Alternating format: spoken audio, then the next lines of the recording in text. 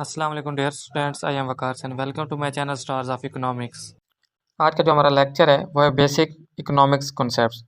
आज के लेक्चर्स में हम लोग ये देखेंगे जो इकोनॉमिक्स का स्ट्रक्चर है वो कौन से बुनियादी कॉन्सेप्ट्स पर तैयार किया गया है।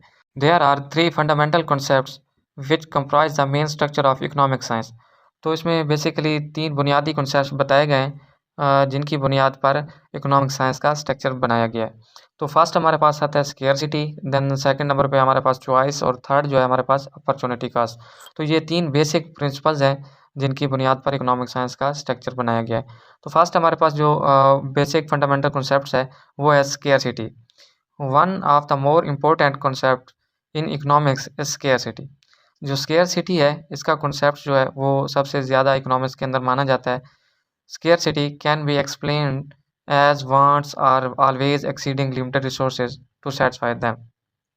तो हम लोग स्केर्सिटी को एक्सप्लेन करते हैं, वो कहते हैं कि स्केर्सिटी का मतलब ये है कि जो इंसान की ख्वाहिशात हैं वो बहुत ज़्यादा हैं और जो उनको पूरा करने के लिए जो रिसोर्सेज हैं वो कम है। इसलिए वो कहते हैं कि जो wants are always exceeding limited resources to satisfy them.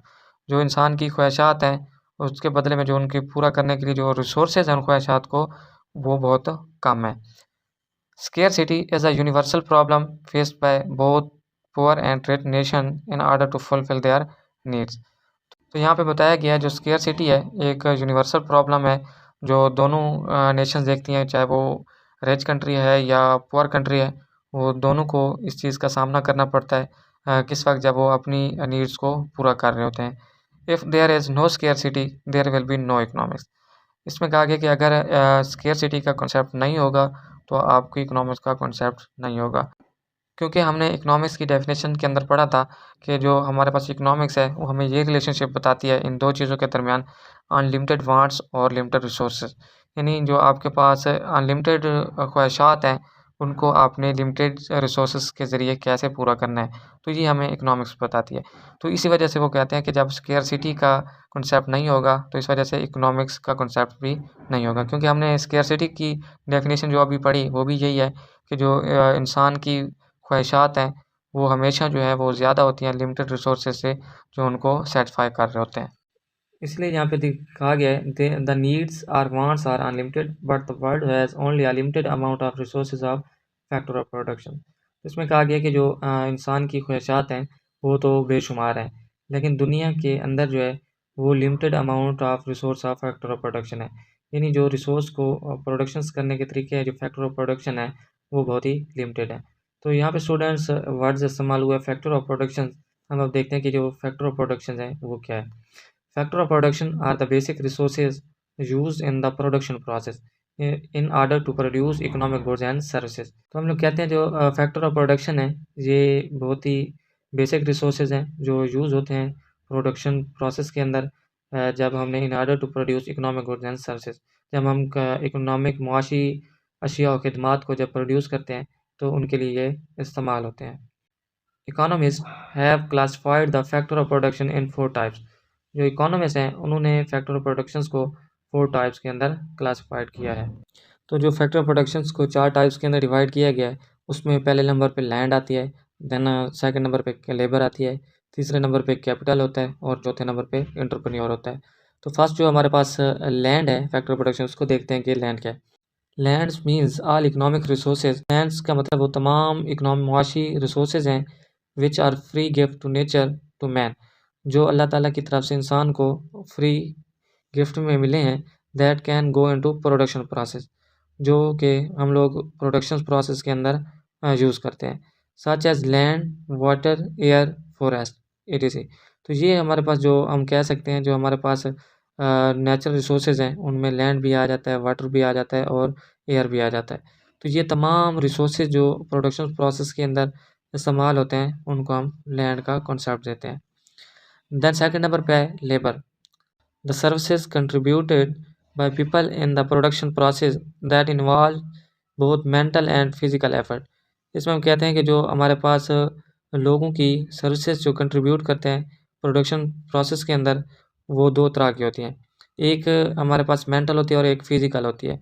Mental जो होती है वो हमारे पास जैसे डॉक्टर हो गए, इंजीनियर हो गए, तो इस तरह की जो खिदमात प्रोडक्शन प्रोसेस के अंदर इस्तेमाल हो रही होती है वो हमारे पास मेंटल एफर्ट्स कहलाती हैं। और जो फिज़िकल होती हैं वो जैसे हमारे पास लेबर आती है हार्ड वर्क करने वाली, तो ये तरह की जो हमारे पास लेबर होती है उसको हम लोग फिज़िकल एफर्ट्स कहते हैं। तो ये चीज़ है जो लोग अपनी फिज़िक और मेंटल खिदमात पेश करते हैं प्रोडक्शन प्रोसेस के अंदर, उनको हम लोग लेबर कहते हैं। कैपिटल में आता है human made resources which are used in production process to produce other goods and services or generate further income such as wealth होगी, रॉ मटेरियल एंड बिल्डिंग। तो इसमें कहते हैं कि जो इंसान के बनाए हुए रिसोर्सेज जो यूज़ किए जाते हैं प्रोडक्शन प्रोसेस के लिए, ताकि उनकी मदद से जो है वो और गुड्स एंड सर्विसेज जो है वो प्रोड्यूस की जा सकें, या हम ये भी कह सकते हैं जिनको हम इस्तेमाल करते हुए हम मज़ीद जो है वो इनकम अर्न कर सकते हैं। वो जो रिसोर्सेज हैं वो वेल्थ है, वेल्थ भी एक ह्यूमन मेड कैपिटल है। रॉ मटेरियल है, रॉ मटेरियल भी एक क्योंकि ह्यूमन मेड चीज़ें बनी होती हैं, बिल्डिंग ईटीसी, तो ये जो चीज़ें हैं ये कैपिटल्स के अंदर आती हैं। देन फोर्थ नंबर पे एंटरप्रेन्योर। एंटरप्रेन्योर का मतलब है the human ability to to combine land labour and capital to develop production of goods and services.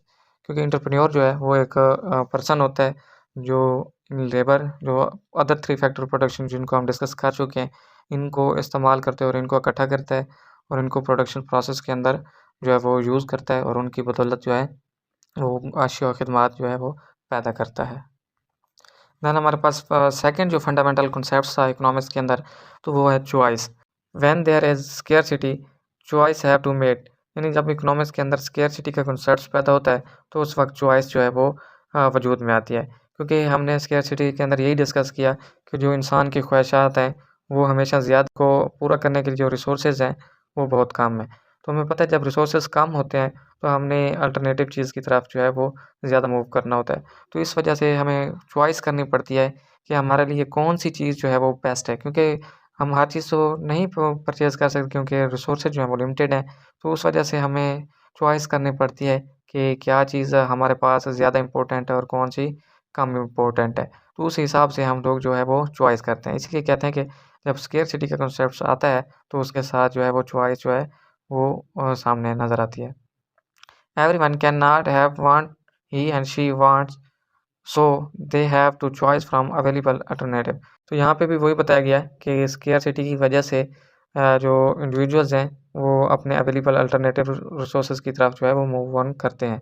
जब वो मूव ऑन करते हैं तो उनको फिर चॉइस करनी पड़ती है कि जो हमारे पास जो ज़्यादा इम्पोर्टेंट चीज़ क्या है और कम इम्पोर्टेंस क्या है। Individuals, firms and government make decisions to choice from many alternative. तो इन जो इंडिविजुअल शख्स हैं वो फार्म्स और गवर्नमेंट ये सारी जो हैं वो अपने डिसीजंस करती हैं जो उनके पास अवेलेबल अल्टरनेटिव रिसोर्सेज होते हैं। देन हमारे पास थर्ड जो बेसिक कॉन्सेप्ट था इकोनॉमिक्स के अंदर वो था अपॉर्चुनिटी कॉस्ट।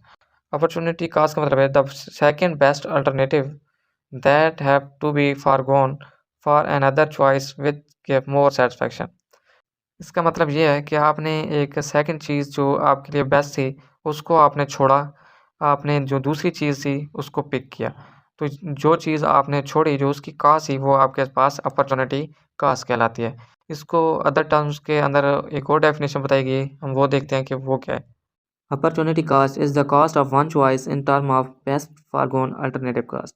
इसका मतलब ये है कि आपने जो एक चीज़ चॉइस की, उसके बदले में जो दूसरी इम्पोर्टेंट चीज़ थी उसको आपने जो छोड़ा, उसकी जो कास्ट होती है वो आपके पास अपॉर्चुनिटी कास्ट होती है। अब हम इसकी एग्जांपल देखते हैं, तो एग्जांपल से आपको ईज़िली क्लियर हो जाएगा। हम इसमें कहते हैं कि एक मिस्टर अली हैं, उनके पास 100 रुपये हैं और वो इन 100 रुपये के साथ जो है वो 2 चीज़ें खरीदना चाहता है। एक वो किताब खरीदना चाहता है और दूसरा वो पेन खरीदना चाहता है। जबकि दोनों चीज़ की कीमत जो है वो 100-100 रुपये है। अब यहाँ पे हमने ये चीज़ देखी कि जो इंसान की हैं या ख्वाहिशात हैं वो ज़्यादा हैं, यानी उसने 2 चीज़ें खरीदनी हैं, जबकि उसके पास जो रिसोर्स है वो लिमिटेड है। यानी उसके पास है 100 रुपया, लेकिन उसने चीज़ें जो है वो 200 की परचेज़ करनी है। देन अब यहाँ पे उसने चॉइस करनी है कि उसने कौन-सी चीज़ जो है वो ज़्यादा इम्पोर्टेंट है वो उसने खरीदनी है। तो उसने हम लोग कहते हैं कि अली ने जो बुक को चॉइस किया कि वो बुक खरीद रहा है। Then the pen is the opportunity cost. जो उसने बुक को खरीदा है, तो उसने जो सेकंड बेस्ट अल्टरनेटिव चीज़ को छोड़ा है वो पेन है।